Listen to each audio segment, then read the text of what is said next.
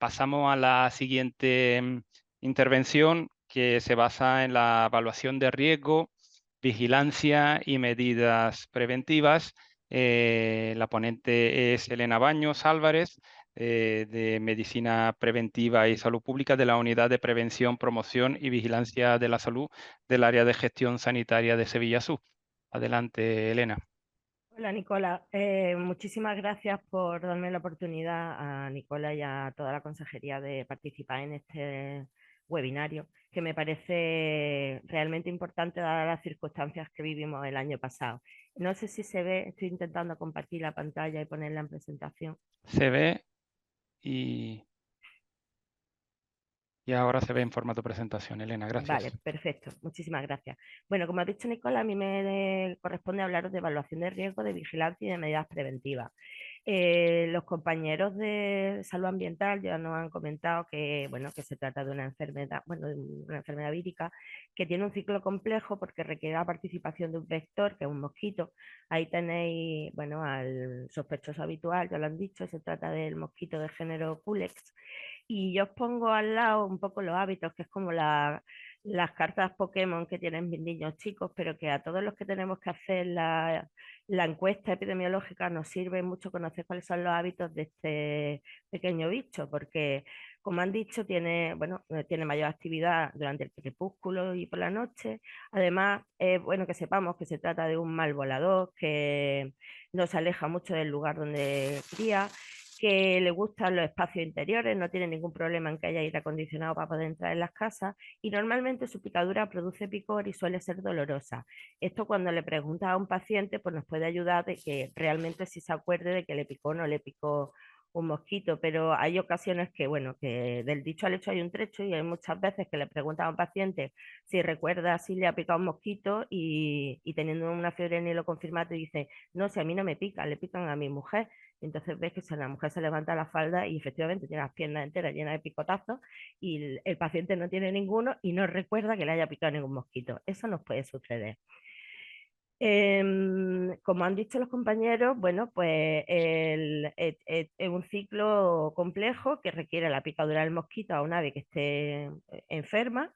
El mosquito sigue picando a ave sana, a ave enferma y así se va completando el ciclo. Y los caballos y los seres humanos somos solo hospedadores accidentales, porque no podemos producir una viremia suficiente que transmita la enfermedad al mosquito. La transmisión de persona a persona se ha dado en algunos casos, está descrita, pero en muy pocos casos, sobre todo cuando con transfusiones, donaciones de sangre y a través de las vías transplacentarias y también en algunos casos por contacto con sustancias biológicas pues, en el laboratorio o en la realización de autopsias. El periodo de incubación en ser humano oscila de 2 a 14 días y esto es importante a la hora de hacer las encuestas. Y en inmunodeprimidos ese periodo de incubación puede llegar hasta los 21 días y el pico de viremia en seres humanos pues, está entre el cuarto y el octavo día. En cuanto a la evaluación del riesgo, pues también lo han comentado ya, en 2024 tuvimos 118 casos en Andalucía, de los cuales 107 fueron confirmados y 11 fueron probables. De ellos, 17 fueron disfunciones, 16 casos confirmados y uno que era probable. La fecha de inicio de síntomas el año pasado comenzó el 23 de junio, fecha del primer caso, y llegó hasta el 8 de octubre, que fue el último caso confirmado, aunque ya lo han comentado también que hubo un caso aislado en marzo del 2024, fuera ya del periodo. Y bueno, la mayoría de los casos, concretamente 93, se dieron en la provincia de Sevilla, 4 en Jaén, 3 en Cádiz, 3 en Córdoba, 2 en Huelva y 1 en Málaga. De aquí viene que la evaluación del riesgo realizada, bueno, por el Ministerio y a nivel andaluz, reconozca esta enfermedad como una enfermedad emergente y dice que es muy importante la sensibilización de la población general y de los profesionales sanitarios y de que todos los sectores de la comunidad deben implicarse en las acciones para su prevención y su control. Y este es el motivo principal, también lo ha explicado Ana, de por qué hoy estamos aquí. Y esto nos lleva a la vigilancia, ya vigilancia humana. Eh, este año el protocolo de vigilancia tiene una serie de mejoras que comienza incluso con el inicio del refuerzo de la vigilancia que se empezó en marzo. Los objetivos del protocolo de vigilancia y alerta de fiebre del Nilo son la detección precoz y la descripción de casos humanos en zonas donde ya se había identificado con anterioridad la circulación del virus, bueno, pues para establecer las medidas preventivas y de control que nos hagan falta, y también la de identificar pues, nuevos territorios epidémicos donde haya que tomar las medidas que se precisen. En este protocolo encontraréis la clasificación de casos, lo que es un caso probable, que es aquella persona que cumpla los criterios clínicos establecidos junto con el criterio de laboratorio de caso probable, que bueno, que tenga IgM en suero, ¿vale? El caso confirmado será aquel que satisfaga los criterios de laboratorio de caso confirmado, y el caso importado, pues aquella persona con criterios de laboratorio y que haya estado en el extranjero en una zona endémica o en circulación de virus del Nilo durante el periodo de incubación de la enfermedad. Recordad, de 2 a 14 días. Ya lo han dicho, pero tened siempre en cuenta que un solo caso de fiebre del Nilo es una alerta a salud pública y que requiere su declaración urgente en menos de 24 horas. ¿Qué significa esto? Pues que cuando nos encontremos ante una persona con el siguiente criterio clínico, que tenga alguno de esos signos o síntomas, una encefalitis, una meningitis, una parálisis flácida o un síndrome de Guillain-Barré, asociado o no a fiebre mayor de 38,5 grados, tenemos que pensar que podemos estar ante una fiebre del Nilo. Esto es uno de los pilares básicos del protocolo de vigilancia, que es la búsqueda activa de casos graves o formas neuroinvasivas que vamos a realizar en todo el territorio andaluz. Bueno, recordad que estamos hablando de una enfermedad que en el 80% de las personas es asintomática, solo un 20% presenta una sintomatología leve, que son síndromes pseudogripales, y que menos del 1% es los que van a desarrollar una enfermedad neurológica grave, que son estas formas graves o neuroinvasivas de las que os estoy hablando. Además, este año el protocolo incluye la búsqueda activa de casos leves en zonas con riesgo elevado, que son las zonas de las que nos han hablado nuestros compañeros de salud ambiental. Son las comarcas de especial seguimiento y las áreas en alerta, de manera que se incluye como criterio clínico persona con fiebre de más de 38,5 grados y que al menos presente cefalea o un exantema maculopapular. Y que consulte en urgencias hospitalarias, ojo, esto es importante, urgencias hospitalarias, y que residan o hayan visitado una comarca de especial seguimiento o un área en alerta.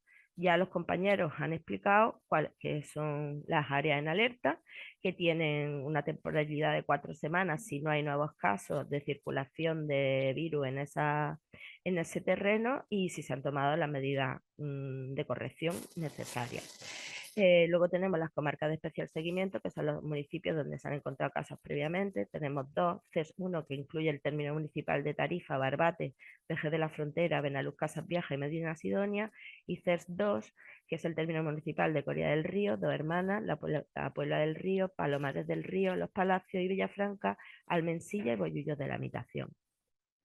Los criterios de laboratorio, bueno, pues se especifican en este nuevo protocolo de manera muy clara y concisa, ¿no? Especificando las características de las muestras que se deben de tomar y las técnicas microbiológicas que se deben realizar.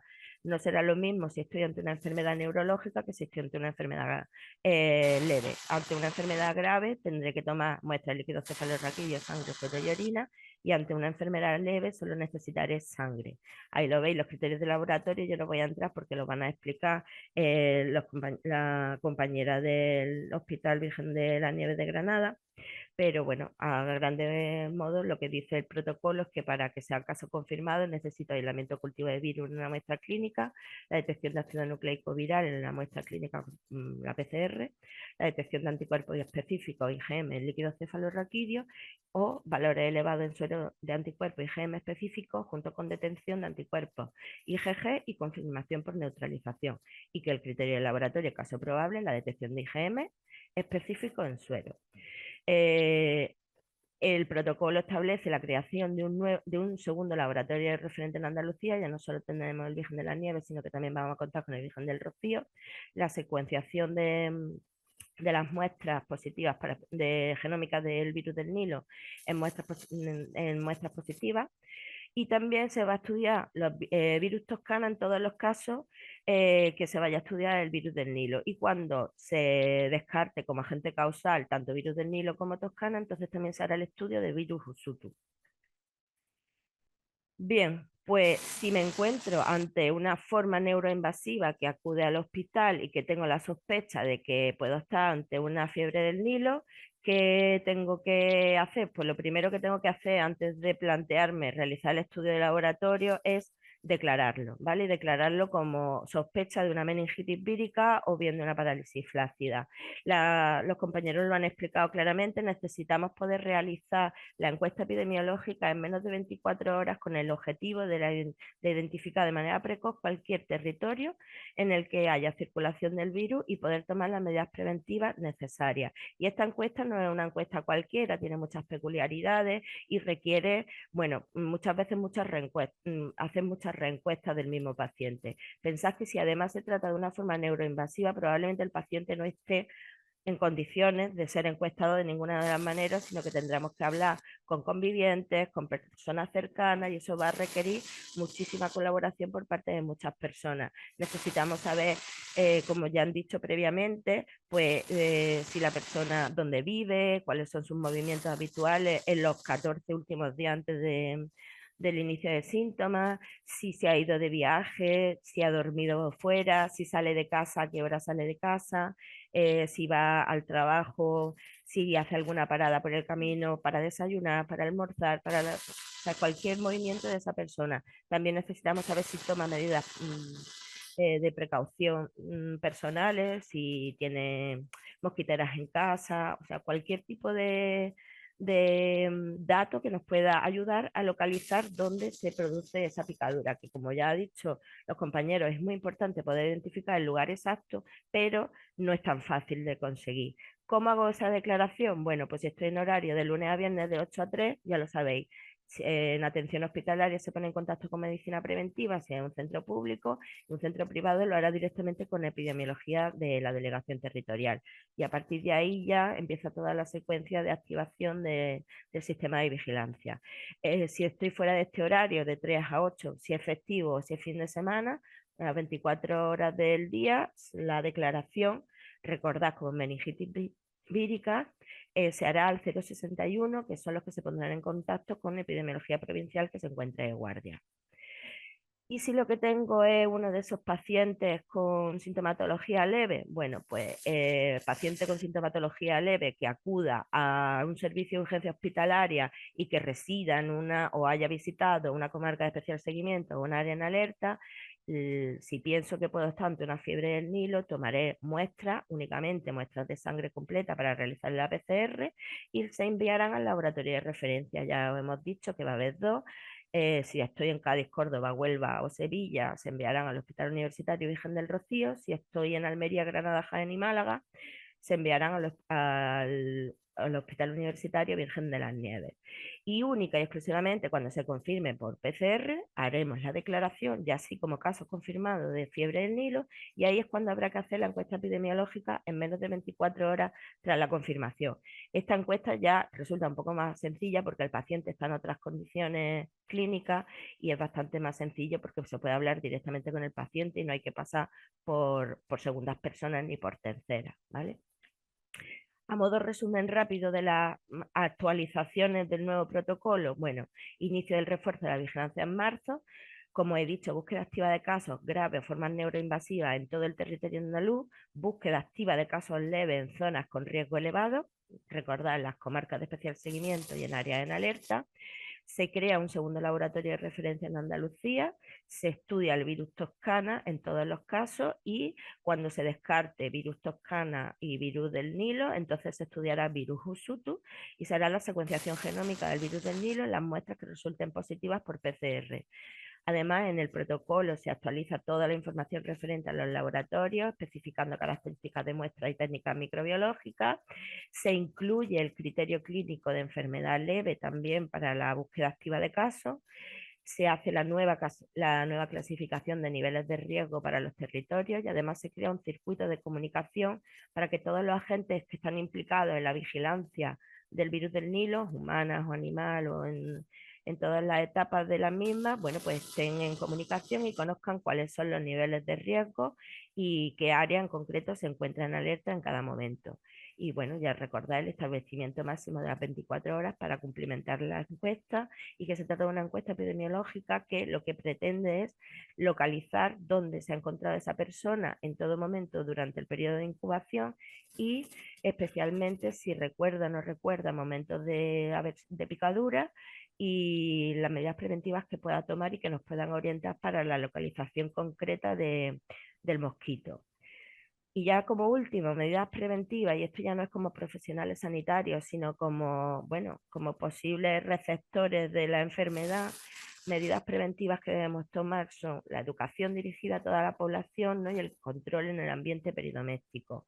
¿Cómo controlo yo esto en mi casa? Pues reduciendo superficies donde se facilite el desarrollo del mosquito. ¿Dónde se va a facilitar su desarrollo? Bueno, en cualquier lugar donde se acumule agua, ya sea porque he regado las macetas de mi casa o porque tengo un vergel por jardín, ¿vale? Ahí es muy fácil que puedan acumularse charquitos de agua y pueda proliferar los mosquitos, porque mi casa se encuentre cerca de un gran parque y yo tenga mis ventanas abiertas y el mosquito pueda entrar, o bien porque haya acumulación de residuos cerca al sitio en el que me encuentro, cerca de mi casa. Y en cuanto a las medidas de protección individual, también se han mencionado previamente, las principales, uso de mosquiteras, tanto en ventanas como en puertas, el uso de manga larga, bueno, decirle a un andaluz en pleno mes de agosto que se ponga manga larga es prácticamente un crimen, pero bueno, el uso de manga larga, especialmente en los momentos crepusculares y nocturnos, es una de las medidas de protección individual que se deben de tomar. Y luego el uso de repelentes es fundamental, sobre todo en nuestra tierra, especialmente aquellos que contienen el DET, que pone ahí NN-dietilmetatoluamida, ¿vale? Y que, bueno, se puede utilizar en mayores de 2 años y en mujeres embarazadas, inclusive sin riesgo para ello. Y en cuanto a las medidas preventivas Un tomadas ante un minuto, caso, gracias Elena. Nicolás, sí, medidas preventivas ante un caso, bueno, pues si ya tengo el caso y lo tengo ingresado en el hospital, nada, precauciones estándar normales en el medio sanitario, ¿de acuerdo?